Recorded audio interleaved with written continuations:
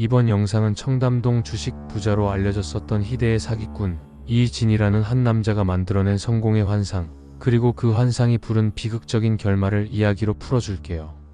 청담동 주식 부자와 피로 끝난 성공의 그림자. 2014년쯤이었을 겁니다. 청담동 주식 부자라는 이름이 온라인 커뮤니티를 떠돌기 시작한 시점. 슈퍼카, 청담동 고급 아파트, 명품 외제시계, 그리고 그 중심엔 깔끔한 정장을 입고 미소 짓는 한 남자가 있었죠. 그의 이름은 이진.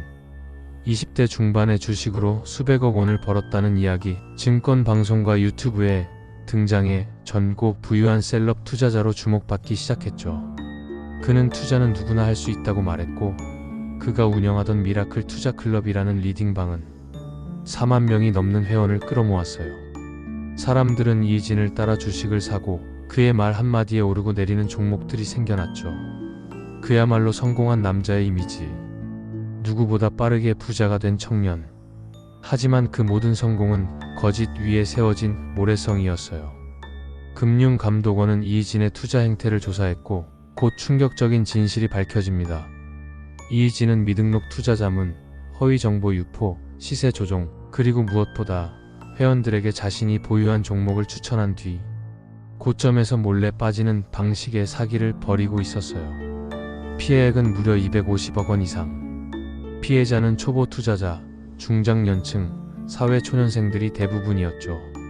이진은 2016년 구속됐고 징역 3년 6개월을 선고받습니다.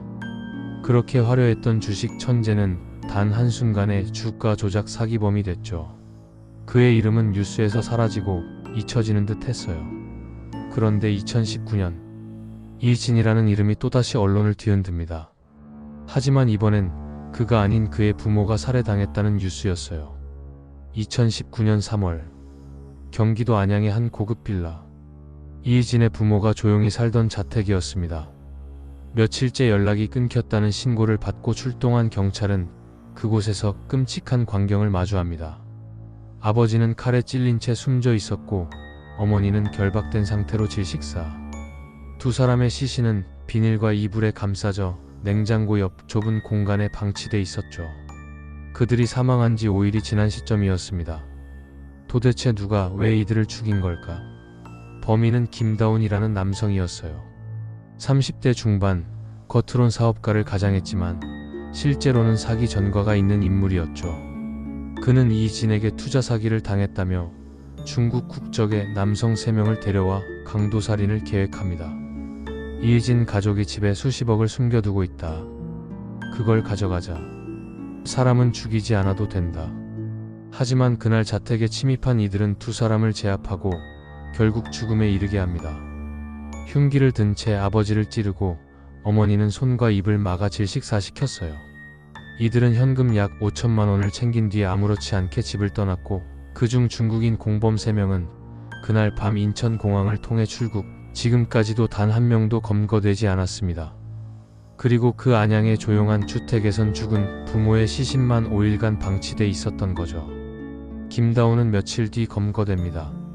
서울 강서구에서 도망치듯 숨어있던 그를 경찰이 체포했고 그는 자백했어요.